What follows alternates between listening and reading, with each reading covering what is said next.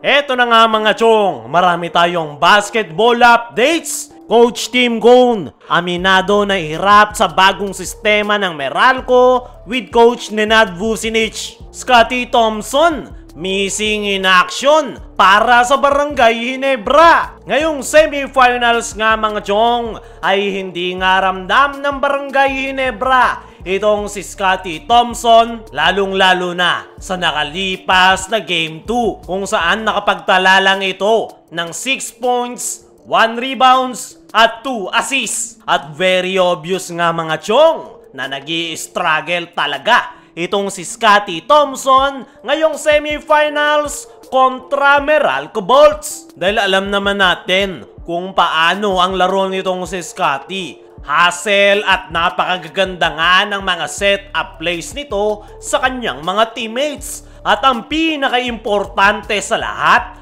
ay ang kanyang leadership sa kanyang koponan. Pero hindi nga natin nakita yan, especially noong Game 2 semis. Kaya naman, malamya yung opensa ng Ginebra, kaya si Sistan lang ang kanilang naasahan. Napakalaki nga ng role na ginagampanan nitong si Scottie dahil sa kanya nagsisimula ang triangle offense ni Coach Tim Cone. At kung hindi maganda ang lalaruin ni Scottie, ay delikado ang Barangay Ginebra ngayong series kontra Meralco. Ngayong semis ay nag-a-average lang si Scottie ng 5.5 points per game, 4.5 rebounds at 4 assists per game.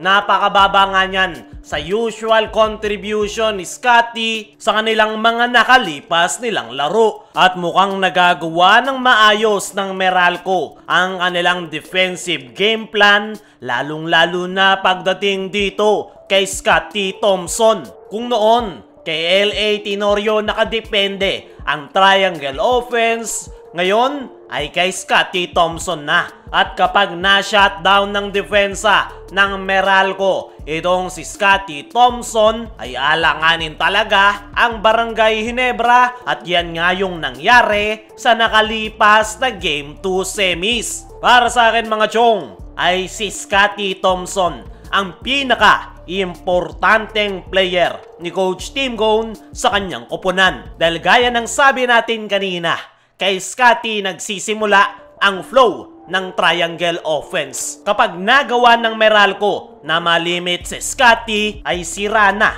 yung kanilang opensa. Dahil sa umpisa pa lang ay hindi na nag-i-execute ng maayos ang triangle offense. At yan nga yung kinakailangang magawan ng paraan ni Coach Tim Cone, maging si Scottie Thompson, kung paano siya lulusot sa depensa ng Meralco Bolts. Sa ngayon nga mga chong, ay ito talagang si Scottie Thompson ang kailangan na kailangan ng Barangay Ginebra sa darating na Game 3 semis. Kailangan niya ngang mas doblehin ang kanyang effort, ipakita na niya agad ang kanyang pagiging MVP mode dahil sa kanya nakasalalay ang kanilang opensa. Kapag magandang pinakita ni Scottie, ay magtutuloy-tuloy na yan hanggang sa kanyang mga teammates at magre-resulta yan ng magandang flow ng kanilang opensa. Ayon nga sa mga source, ay nasabon nga ni Coach Tim Cone itong si Scottie Thompson dahil nangihingi nga ng more energy si Coach Tim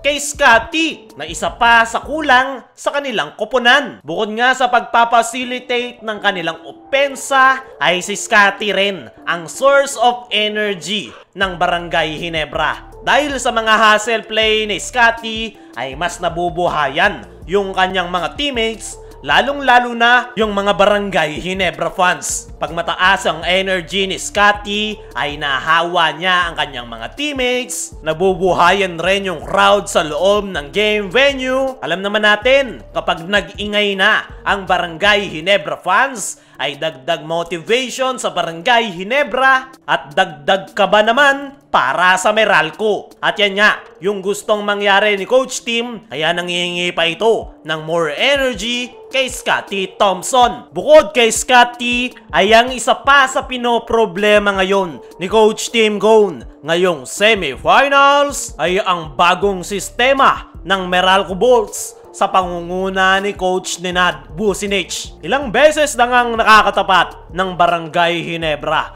itong Meralco Bolts sa PBA Playoffs. Pero ayon kay Coach Tim Cone ay bago nga raw ang current iteration ng Meralco Bolts ngayong semifinal series. Malaki nga raw ang pinagbago ng Meralco Bolts kumpara noong nakakatapat nila ito noon sa PBA Finals. Ayon mismo kay Coach Tim ay familiar team daw sa kanila ang Meralco pero iba na ang sistema with Coach Nenad. Kaya naman nag-i-struggle daw ang Barangay Ginebra. Yan nga daw ang reason kung bakit natalo yung Ginebra sa elimination round at sa kakatapos lang na Game 2 semifinals. Napakarami nga daw movement ng mga gwardya quick to the rim kaya nahihirapan daw yung mga players ni Coach Tim na dumipensa. Pero umaasa nga itong si Coach Tim Cone na magiging better and better yung kanyang mga players dahil mahaba pa naman daw ang semifinal series. Bukod nga sa opensa ay threat din ang Meralco pagdating sa depensa at susubukan nga daw nilang hanapan ng butas ang sistemang ine-implement ni Coach Nenad Vucinic. Para sa akin mga chong, ay mukhang ito na ngang si Coach Nenad Vucinic ang head coach ng Meralco dahil ito na nga yung nagko-coach tuwing timeout. At ang head coach ng Meralco na si Luigi Trillo ay palagi lang nasa gilid. Para sa akin ay maganda ang match-up nitong si Coach Tim at Coach Nenad Vucinic. Kaya naman maganda ang semi-final series sa tapatan ng Barangay Ginebra at Meralco Bolts.